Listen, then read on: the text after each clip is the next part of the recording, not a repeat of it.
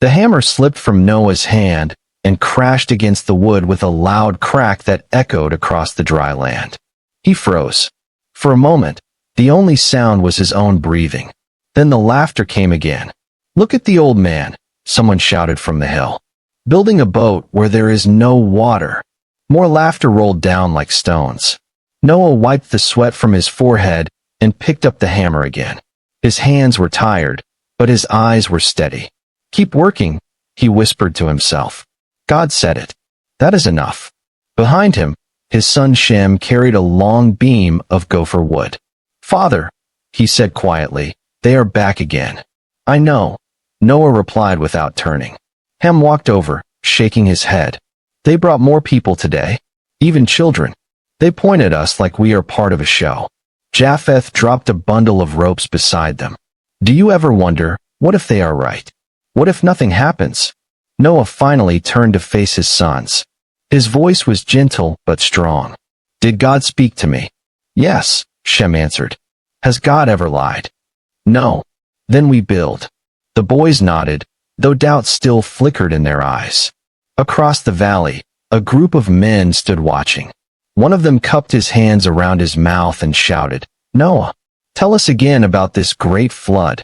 When is the sky going to fall?" The crowd burst into laughter again.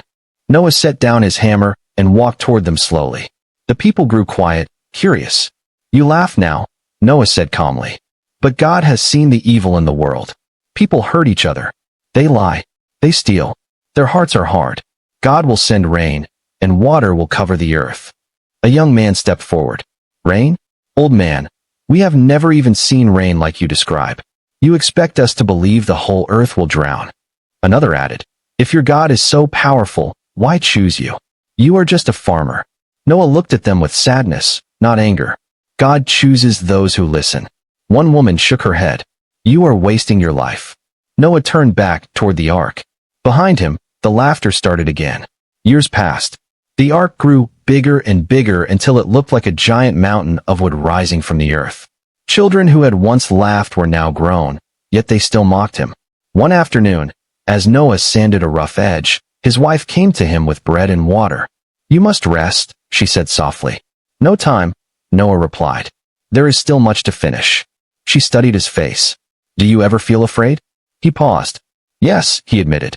"But my fear is not of the storm. My fear is that people will not listen." That night, the sky glowed with stars. Noah sat outside the half-finished ark, praying. "Lord," he whispered, "I have done what you asked. But they do not believe. Is there still time for them?" And in the quiet of the night, God spoke to his heart. "The time will come, Noah. Keep building." The next morning, something strange happened. 2 doves landed on the edge of the ark. Then 2 deer walked calmly across the field. Ham blinked. "Did you invite them?" Noah shook his head slowly. More animals appeared. 2 lions. 2 rabbits. 2 horses. They came without fear, as if guided by an unseen hand. The people in the village began to gather again. "This is impossible," someone whispered. But another man snorted. "Just a coincidence." Still, many watched with wide eyes as animals continued arriving day after day. Japheth leaned close to his father. "This must be the sign." Noah nodded. "Yes, the time is near." One evening, as the sun sank low, Noah walked into the village one last time. "Please listen," he called. "The ark is ready. God will soon send rain. Come inside and be saved." An old friend stepped forward, a man Noah had known since childhood. "Elkan," Noah said softly, "come with us. Bring your family." Elkan looked torn. His wife clutched his arm. "Do not believe this madness." Elkan forced a laugh. "Noah, you have always been good, but you are mistaken." Noah's eyes filled with tears. "I wish I were." Days later, God spoke again. "Enter the ark, you and your family." The air felt heavy, like the world itself was holding its breath. Noah gathered his wife, his sons, and their wives. "It is time." They stepped inside the ark. Animals filled every level, the sounds of hooves, wings, and soft growls echoing through the wooden halls. Then something happened that no human hand could do. The great T door of the ark began to move. Slowly, deeply, with a sound like thunder. Shem gasped. "Father, we are not closing it." Noah whispered, "God is." Outside, the sky darkened. The villagers watched from a distance. A drop fell. One tiny drop. A child held out her hand. What is this? Another drop struck the ground. Then another. Soon the earth was dotted with dark spots. A man laughed nervously. Just a little shower. But the rain did not stop. It grew stronger. Faster. Louder. Within hours, the dry ground turned to mud. People began to run. By morning, water rushed through the streets. Elkin, someone shouted. The river is overflowing. Lightning tore across the sky. Thunder roared like a wild beast. Inside the ark, the family clung to each other as the wooden walls creaked. Ham whispered, "Will it hold?" Noah placed his hand on the beam. "God is our safety." Outside, panic spread. People pounded on the ark. "Noah, open the door. We believe you now. Please." Noah leaned against the door, tears streaming down his face. "I cannot open it," he cried. "Only God can." The water climbed higher. Houses disappeared. Trees vanished beneath the rising flood. The laughter was gone. Now there were only cries. Then even the cries faded beneath the roar of the storm. For 40 days and 40 nights, rain fell without stopping. The ark lifted from the ground. Japheth stumbled as the floor tilted. "We are floating." Noah looked upward. God kept his promise. Days turned into weeks. Weeks into months. Water stretched in every direction. No land, no hills, no villages. Just endless waves. One night, Hem confessed quietly, "Father, I used to wonder if you heard God wrong. I am sorry." Noah embraced him. Faith is not the absence of questions, my son. It is choosing to trust even when you do not understand. Inside the ark, life continued. They fed the animals, cleaned the stalls, prayed together. Sometimes they laughed again, small, hopeful laughs. But often they waited in silence. Will we ever see land? Japheth asked one gray morning. We will, Noah said.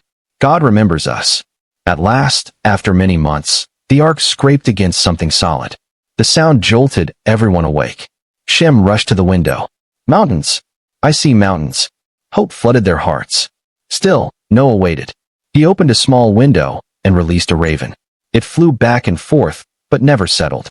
Later, he sent a dove. The dove returned, tired, finding no place to land. A week passed. Noah released the dove again. This time it returned with an olive leaf in its beak. Japheth shouted, "Trees are growing again." Noah smiled for the first time in many days. Another week passed. He sent the dove once more. It did not return. "The earth is ready," Noah whispered. Finally, God spoke. "Come out of the ark." When the great door opened, fresh air rushed inside. Noah stepped onto the new earth. The ground was soft beneath his feet. He fell to his knees. "Thank you, Lord." His family joined him. Animals streamed out, running, leaping, flying into the wide, open world. The storm was over. But then something even more beautiful happened. A rainbow spread across the sky, bright and full of color. The family stared in wonder. God spoke gently. "This is my promise. Never again will a flood destroy the whole earth." Noah watched the rainbow shimmer. He remembered the laughter, the mocking, the years of being called foolish, and he realized something important. It is better to be laughed at and obey God than to be praised and ignore him. Shem stepped beside him. "Father, do you think people will remember this story?" Noah looked at the rainbow again. "Yes," he said softly. "And I pray they remember the most important part. When God speaks, listen. So if you ever feel like people are laughing at you for doing what is right, if they say your faith is strange, if they call you foolish, remember Noah. They laughed at him too, until the rain began. And remember this, obedience may look foolish for a moment, but in the end, it brings life. If this story touched your heart, and you want more powerful Bible stories told in a simple and exciting way, don't forget to subscribe to the channel so you never miss the next one.